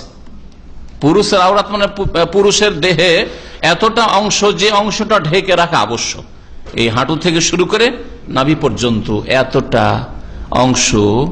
হ্যাঁ, ইন্নাল ফাখিদা মিনাল আওরা, নবী কারীম সাল্লাল্লাহু আলাইহি ওয়াসাল্লাম বলছেন যে রানটা, উরুটা হচ্ছে কি? আওরাত। ইকুন আওরাত, ওই উর্দুওয়ালা আওরাত নয়, এটা হচ্ছে ঢেকে রাখার বস্তু। রানটাকে ঢেকে রাখতে হবে, আপনার নিতম্ব ঢেকে রাখতে হবে।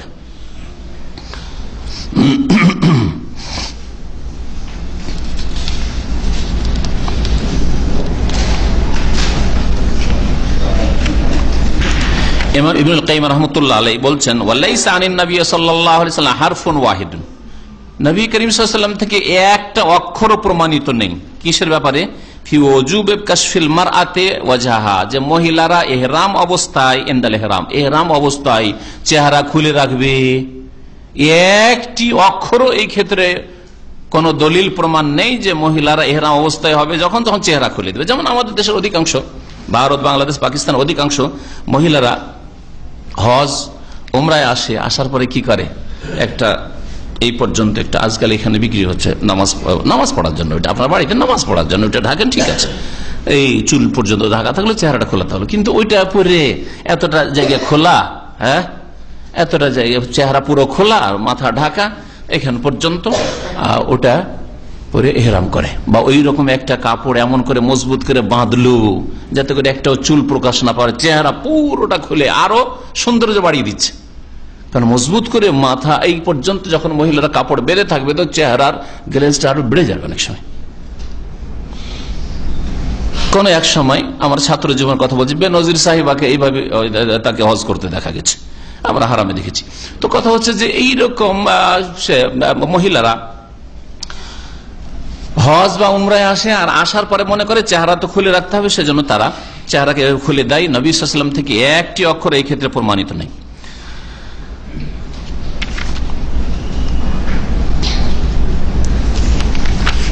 সহিহ বুখারীর হাদিসটা যেটা শুনেছিলাম যে মা আয়েশা রাদিয়াল্লাহু তাআলা আনহা বলছেন, কানা রুকবান ইয়ামুরুনা বিনা ওয়া নাহনু মা রাসূলিল্লাহ সাল্লাল্লাহু আলাইহি ওয়াসাল্লাম মুহরিমাত, আমরা ইহরাম অবস্থায় হইতাম আর কাফেলার লোকেরা সামনের দিক থেকে আসতো, ফায়জা হাজু বিনা, আমাদের কাছাকাছি যখন চলে আসতো, সাদালাত ইহদানা জিলবাবাহ মিন রাসিহা, মাথার উপর থেকে আমরা ওড়নাকে লটকে দিতাম, আলা ওয়াজহিহা, চেহারার উপর, ফায়জা জাওয়াজনা কাশাফনাহু, যখন আমরা দেখতাম যে লোকেরা ক্রস করে চলে গেল পেছন দিকে, আমরা এই দিকে হয়ে গেলাম, এখন তার মুখ দেখতে পাবে না, তাই না, কাশাফনাহু, তখন চেহারা খুলে দিতাম।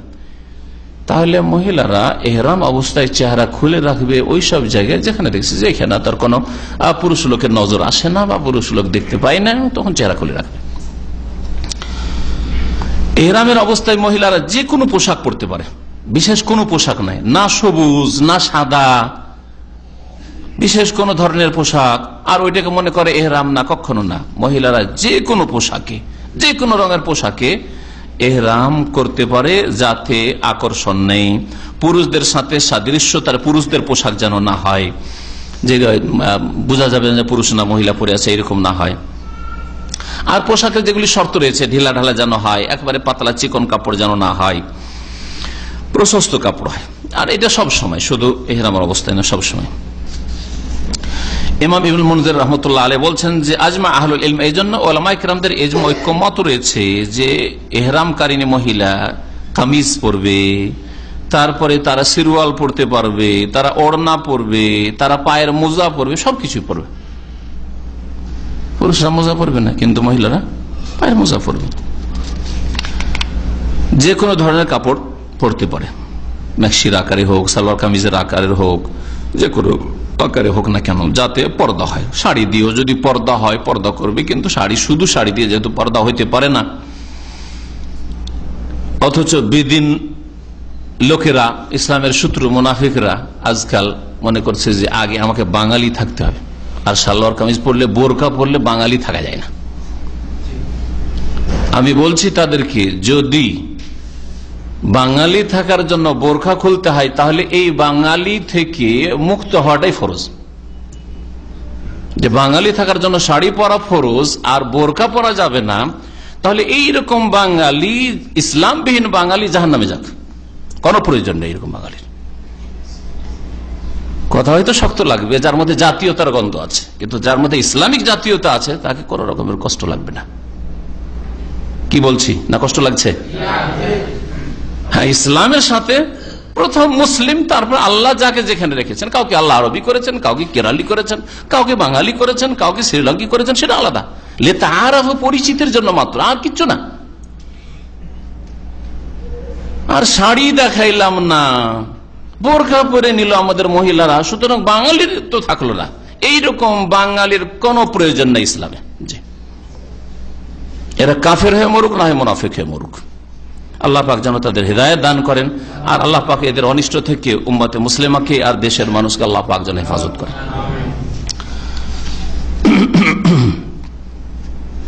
মহিলারা তালবিয়া পাঠ করবে, কিন্তু তালবিয়াতে উচ্চ স্বরে তারা তালবিয়া পাঠ করবে না, বরং নিজেকে শোনাবে। আবার এমন মনে মনে না যে নিজেকেও শোনাই না, এই ক্ষেত্রেও হয় বাড়াবাড়ি। তার স্বামীও তালবিয়া পড়েছে, ও তালবিয়া পড়েছে, স্বামীও গিয়ে সাফা মারতে দিচ্ছে দৌড় ওই জায়গাটাতে, হ্যাঁ, 2 গ্রিন বাতির মাঝখানে ও স্ত্রী ওর সাথে দৌড়ছে, এটা না। যেখানে আল্লাহ পাক পার্থক্য করেছেন পার্থক্য করবেন। আর আবার কিছু মহিলার আছে তালবিয়া যেহেতু জোরে পড়তে হয় না, এই জন্য না নিজেকে কখনো শোনালো না, দেখলাম না যে রাস্তাতে তালবিয়া মুখটা নড়ছে, তালবিয়াটা নিজেকে শোনাচ্ছে, তাহলে একেবারে মনে মনে না, নিজেকে শোনাবে, নিজেকে শোনাইলো, তাহলে এই শোনাতে আকর্ষণ নেই পাশের লোকের জন্য। কিন্তু এক মহিলা যদি বল লাব্বাইক আল্লাহুম্মা লাব্বাইক, আকর্ষণ আছে, এটা চলবে না।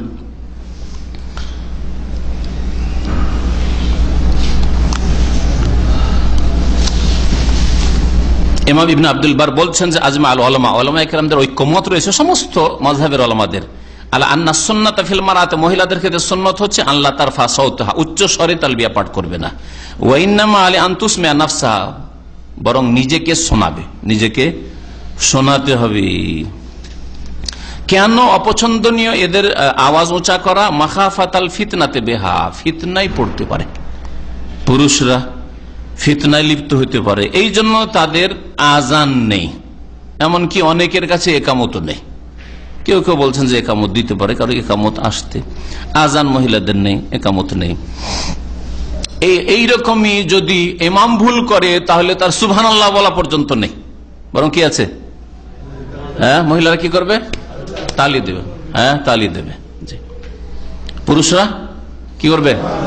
সুবহানাল্লাহ, আল্লাহু আকবার, দেশি নামাজ আল্লাহু আকবার, আর সুন্নতি নামাজ সুবহানাল্লাহ। আর তাসবিহু লিররিজাল, পুরুষদের জন্য সুবহানাল্লাহ বলা কোথা থেকে যে পেল আল্লাহ পাক জানে। আমাদের দেশের মূর্খ সমাজের লোকেরা যদি ইমাম ভুল করে, মানে আল্লাহু আকবার দেন উঠেন, আল্লাহু আকবার দিয়ে উঠে, আমার মনে হয় ওখান থেকে নিয়েছে যে তোমাকে আল্লাহু আকবার বলতে হবে, বসলে কেন আল্লাহু আকবার, আরে সুবহানাল্লাহ বলো। এইরকম মহিলারা তাওয়াফের ক্ষেত্রে পুরুষদের ভিড়ে ঢুকবে না, যথাসাধ্য ভিড়কে এড়িয়ে চলবে, আর কাবার কাছাকাছি যাওয়ার চেষ্টা করবে না। মহিলারা কাবার দূর দিয়ে, পুরুষরা যেখানে পুরুষ শেষ হচ্ছে ফাঁকা জায়গায় দিয়ে মহিলা চলার চেষ্টা করবে। তুফি মিন ওয়ারাইন নাস, নবী সাল্লাল্লাহু আলাইহি ওয়াসাল্লাম বলেছেন যে লোকেরা, পুরুষরা যেখান দিয়ে চলাফেরা করছে তার থেকে সাইড হয়ে তাওয়াফ করো। যদিও কাবার কাছাকাছি হয়ে তাওয়াফ করা ভালো, কিন্তু কার জন্য? যখন খালি আছে, কাবা ঘরের আশপাশ খালি আছে, মুহররম সফর মাস, যখন বিদেশি উমরাও নেই, আর হজও শেষ হয়ে গেছে, রমজানের ভিড়ও নেই, আর হজেরও ভিড় নেই, তখন মহিলা ঠিক আছে, কাছাকাছি গিয়েও তাওয়াফ করতে পারবে, অথবা হাজরে আসওয়াদ পর্যন্ত যদি পৌঁছা সম্ভব হয়, অন্য পুরুষের হাত শরীরে পড়লো না, এইরকম অবস্থায়। কিন্তু আজকাল সারা বছর ধাক্কাধাক্কি ছাড়া কখনো হাজর আসওয়াদ চুমা দেওয়া হয়তো সম্ভব নয়, লাইন লাগিয়ে ঘন্টার ঘন্টা একটা সুন্নত আদায়ের জন্য বসে আছে, লাইন লাগিয়ে বসে আছে। আমি কম্পেয়ার করে দুটো সুন্নতের কথা বলছি, বরং একটা ফরজ সুন্নত নাই, লাইন লাগিয়ে ওই হাজরে আসওয়াদের বসা দেওয়ার সুন্নতের জন্য বসে আছে ঘন্টার পর ঘন্টা। আর হারাম কাজ করার জন্য, দাড়ির অজেব মুন্ডানোর জন্য লাইন লাগিয়ে বসে আছে সেলুনে। বুঝতে পেরেছেন? এই কি মুসলমানদের চরিত্র? হারাম কাজ করার জন্য লাইন লাগিয়ে এখানে বসে আছে, দাড়ি সাফ করছে। নবী বলছেন বাড়াও, বলছে আমি বাড়াবো না। আরে মুখে বলেন না, বলেন আপনার কাজ তো বলছে আমি বাড়াবো না, আমাকে ভালো লাগে না দেখে, আবার ওকে বিশ্রী লাগছে তার জন্য না। আর ওখানে করে একটা সুন্নতের অতই ভক্ত যখন, অতই সুন্নত ভালোবাসেন, এই হাজরে আসওয়াদে চুমো দেওয়া সুন্নত, তাহলে এই সুন্নতটা কেন ছাড়ছেন? এটা তো আপনার কাছে সুন্নত, কিন্তু শরীয়তে এটা ওয়াজিব, তো নবীর হুকুম। নবী করিম সাল্লাল্লাহু আলাইহি ওয়াসাল্লাম হাজরে আসওয়াদে চুমো দাও এই কথা কখনো বলেননি। দেখাতে পারবেন একটা হাদিস যে হাজরে আসওয়াদে চুমন দাও, নবী দিয়েছেন, ওমর বলছেন সেই জন্য আমি দিচ্ছি, সেই জন্য এটা সুন্নাত, ওয়াজিব নাই। আর নবী সাল্লাল্লাহু আলাইহি ওয়াসাল্লাম বলছেন দাড়ি বাড়াও, খালিফুল মজুস, খালিফুল মুশরিকিন, হিন্দুদের বিরোধিতা করো, অগ্নি পূজকদের, ইরানীদের বিরোধিতা করো, তার কারণ ফাইন্নাহুম ইয়াহলিকুনা লিহাহুম, তা দাড়ি মুন্ডন করে। দ্বীনের সাথে মহব্বত, রসুলের সাথে মহব্বত, রসুলের সুন্নতের সাথে মহব্বত থাকলে মহব্বতটা ঠিক থাকতে হবে, সব ক্ষেত্রে মহব্বত থাকতে হবে। কিন্তু আসল ব্যাপারটা হচ্ছে যে আমাদের দেশের মুসলমানরা হচ্ছে মৌসুমি মুসলমান, রমজানে রমজানি মুসলমান। হজে এসে জীবন একটা হজ তো একটা চুমা তো দিতেই হবে। একটা উমরায় এসছি যখন 80 রিয়াল খরচ করে দাম্মাম থেকে, তো লাইন 1 ঘন্টা লাগাতে হোক অসুবিধা নেই, কিন্তু একটা চুমা দিয়ে যেতেই হবে। আর দাড়িটা যে রোজ রাখার ব্যাপার আছে, যদি বলা হয়তো যে একবার রাখ, বাকি সাফ করে নিবে, তাহলে হয়তো রেখে দিত, তাই না? মৌসুমি মুসলমান, সব রমজানি মুসলমান, রমজানের নামাজ রোজা করে নিয়েছে আর নেই। আলোচনা মহিলাদের হজের ক্ষেত্রে প্রায় হয়ে গেছে। আর একটি মাসলা শুধু আছে বা দুটি, সেটা হচ্ছে যে পুরুষরা বাইতুল্লাহর তওয়াফে কুদুমে, মানে প্রথমবার গিয়ে তওয়াফ যখন করে তখন দুটি সুন্নত পালন করে। একটা হচ্ছে রামাল করা, একটু দৌড় দিয়ে চলার চেষ্টা করা, রামাল, হ্যাঁ, ধাপগুলি ছোট করে, হ্যাঁ, বীর বাহাদুরের মতো একটু ঝাঁপ দিয়ে চলা, যেটা রামাল বলা হয়, হালকা দৌড় যেটা। আর আরেকটা হচ্ছে ইজতেবা। ইজতেবা কে বুঝাইতে পারবেন? ইজতেবা কাকে বলে? এহরামের কাপড়টাকে কি করবেন, ডান এই যে বাহু আছে তলা দিয়ে, এই ডান বগল, এই বগলের এখান দিয়ে বের নিয়ে গিয়ে বাম দিকে রাখবেন, এই না? ঠিক না? বুঝছেন না? ইজতেবা এটা কোন অবস্থায় সুন্নাত? শুধু তাওয়াফে কুদুমে, প্রথম তাওয়াফে, প্রথম তাওয়াফে। এটা নফল তাওয়াফেও নেই, যে নফল তাওয়াফে একটা গামছা নিয়ে যাবেন আর এখান থেকে ঢুকিয়ে এখানে, হ্যাঁ, একটা চাদর নিয়ে যাবেন। বা তওয়াফে ফাজা, তওয়াফে ফাজা তো নেই, তওয়াফে ফাজা ধরে অনেকে লেবাস পোশাক নেই, ওই ইহরামের কাপড়ে তওয়াফে ফাজা 10 তারিখে তওয়াফ করতে চলে এসেছেন, আর ওখানেও আপনি ইজতেবা করছেন না, তখন নেই। শুধু তওয়াফে, প্রথম তওয়াফটাই তওয়াফে কুদুমে। আর এটা শুধু পুরুষদের জন্য, মহিলাদের জন্য নয়। ওই রকমই তওয়াফ করতে গিয়ে রামাল করা মহিলাদের জন্য নেই। ওই রকম সাফা মারার সাই করতে গিয়ে যে 2 গ্রিন বাতির মাঝখানে দৌড় দেওয়া শুধু পুরুষদের জন্য, মহিলাদের জন্য নয়। এমনকি ছোট মেয়ে যদি হয় আর তাকে উমরা করান, তো ছোট মেয়ে করবে না, মেয়ের হুকুম মহিলাদের জন্য মতো, যেমন ছেলের হুকুম, হ্যাঁ, নাবালক ছেলের হুকুম সাবালক পুরুষদের মতো। আল্লাহ পাক রব্বুল আলামিন যেন আমাদেরকে কোরআন এবং হাদিস বুঝার তৌফিক দান করেন, নবী করিম সাল্লাল্লাহু আলাইহি ওয়াসাল্লামের সুন্নাত মোতাবেক চলার তৌফিক দান করেন। আল্লাহ পাক রব্বুল আলামিন যেন আমাদের নেক আমলের তৌফিক দান করেন। যেসব ভাই বোনেরা আমার আলোচনা আজকে শুনছেন, বিশেষ করে আর হজ করে ফেলেছেন, আল্লাহ পাক তাদের হজ যেন কবুল করেন। আর যারা এই বছরে নিয়ত রেখেছেন, আল্লাহ পাক নিয়ত যেন পুরা করেন। আর যেসব ভাই বোনেরা মুমিন মুমিনাত সারা বিশ্ব থেকে হজ করার জন্য এসেছে অথবা আসবে, আল্লাহ পাক তাদের সহি সালামতে নিয়ে আসেন। আর সহি সালামতে আল্লাহ পাক তার মেহমানদেরকে যেন নিজ নিজ বাড়ি স্থান পর্যন্ত ফিরিয়ে দেন। আল্লাহ পাক যেন তাদের সব জায়গায় হেফাজত করেন। আল্লাহ পাক রব্বুল আলম যেন আমাদের রহম করেন। আল্লাহ পাক আমাদেরকে সমস্ত অনিষ্ট বালা মুসিবত থেকে আল্লাহ পাক যেন হেফাজত করেন। আল্লাহ পাক আমাদেরকে যেন আখিরাত জান্নাতুল ফিরদৌস দান করেন। আল্লাহ পাক রব্বুল আলমের কাছে দোয়া করি, আল্লাহ পাক রব্বুল আলম আমাদের মা বাবার উপর যেন রহম করেন। আল্লাহ পাক তাদের যেন, যারা বেঁচে আছে, আল্লাহ পাক যেন তাদের হেফাজত করেন, তাদের সুস্থতা যেন দান করেন। যেসব ভাইরা অসুস্থ রয়েছেন, আল্লাহ পাক তাদেরকে যেন সুস্থতা দান করেন। যেসব ভাইরা পেরেশানিতে রয়েছেন, আল্লাহ তাদের বালা মুসিবত পেরেশানি যেন দূর করে দেন। যেসব ভাইরা কর্মহীন রয়েছেন, আল্লাহ পাক তাদের জন্য হালাল রিজিকের ব্যবস্থা করে দেন। সুবহান রাব্বিকা রাব্বিল ইজ্জাতি আম্মা ইয়াসিফুন ওয়া সালামুন আলাল মুরসালিন আলহামদুলিল্লাহি রাব্বিল আলামিন।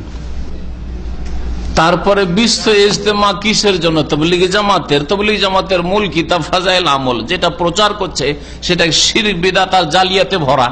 সুতরাং এই কাজটা শুরু থেকেই ভুল কাজ, এই পথে বের হওয়াই গুনার কাজ। ওই আলোচনাতেই বলেছি। হয়তো আর একটা প্রশ্ন ছিল এই সম্পর্কে, তাবলীগ সম্পর্কে। তাবলীগ করবেন বাল্লিগ, আপনি হাফেজে কোরআন, বাল্লিগ মা উনজিলা এলাইকা মির রব, যা নাজিল হয়েছে রবের পক্ষ থেকে। ফাজাইল আমল নাজিল হয়েছে না কোরআন কারীম নাজিল হয়েছে? ফাজাইল আমল তাবলীগী নিসাব নাজিল হয়েছে না রাসূলুল্লাহ সাল্লাল্লাহু আলাইহি ওয়াসাল্লাম হাদিস সহিহ বুখারী মুসলিম এগুলো নাজিল হয়েছে? এগুলো হচ্ছে ওহী। ওহীর তাবলীগ করতে হবে। আর এই কিসসা কাহিনী যাতে শিরক বিদআত ভরা রয়েছে, আর যাতে কখনো ডাইরেক্ট আর কখনো ইনডাইরেক্ট পরোক্ষভাবে আহ্বান রয়েছে যে ওলিয়া আউলিয়া দিতে পারে, নবীর হাত বেরিয়ে আসে, সুতরাং নবীর কাছে চাও। নবীর কাছে গিয়ে মহব্বতের সাথে দুরুদ পড়লে নবীর থেকে সালামের জবাব আসে, এগুলো কথা নেই? তাহলে ওটা কি ইসলামী কিতাব হলো না বিদাতি কিতাব? কখনো ইসলামী সুন্নতি কিতাব না, বিদাতি কিতাব। আর তা নিয়ে বের হওয়া ইজতেমাতে হোক আর এমনি একাই হোক জায়েজ নয়। একাই যদি কেউ আমি ইজতেমাতে যাবো না, ইজতেমা মানে তো সম্মিলিত গ্যাদারিং করা, একাই আমি যাবো ফাজাইল আমল নিয়ে বেরিয়ে গুনহার কাজে বেরিয়ে যাবে। শুনে রাখেন ভালো করে। আল্লাহ পাক যেন বুঝার তৌফিক দেন, ভালো করে বুঝার চেষ্টা করবে, নিরপেক্ষ গোঁড়ামি করে নয়। নিরপেক্ষই। আপনাকে বলছি কোরআন নিয়ে বেরোন, কেন কোরআন নিয়ে বেরোতে পারছেন না? আপনাকে বলছে 40 নির্ধারিত করেন, 3 দিন নির্ধারিত করেন না। আরে ভাই, কোরআন কারীমের তরজমা তাফসীরটা নিয়ে দিনে 1 ঘন্টা করে, আধা ঘন্টা করে, যার যতটা সময় হচ্ছে যান, বিল্ডিং এ যান, আর ওই রুমে বসে যান, যারা ফিল্ম দেখছে, যারা হারাম কাজ করছে, যারা তাস খেলছে, তাদেরকে বলে ভাই তোমাদেরকে একটা হাদিস শোনাবো, একটা আয়াতের তরজমা শোনাবো, বেরোন না আপনি। না কেন না ভাই, চলেন আজকে বৃহস্পতিবার এখানে আলোচনা আছে, চলেন ওখানে গিয়ে একটা আলোচনা শুনে আসি, কেন বেরোন না? সুন্নতি কাজে বেরোতে পারেন, আর বিদাতি কাজে বের হওয়ার জন্য লেগে পড়েছেন। জি, যে কোনো জায়গা থেকে পালিয়ে গিয়ে লুকিয়ে হজ করা জায়েজ নয়। জি, সরকারের আইন অমান্য করে এইভাবে হজ করা, বিনা পারমিশনে, বিনা তাসরিতে হজ করা জায়েজ নয়, সে ব্যক্তি গুনাহগার হবে। আল্লাহ পাক উলিল আমরের নেতার আনুগত্য করা ফরজ করেছেন।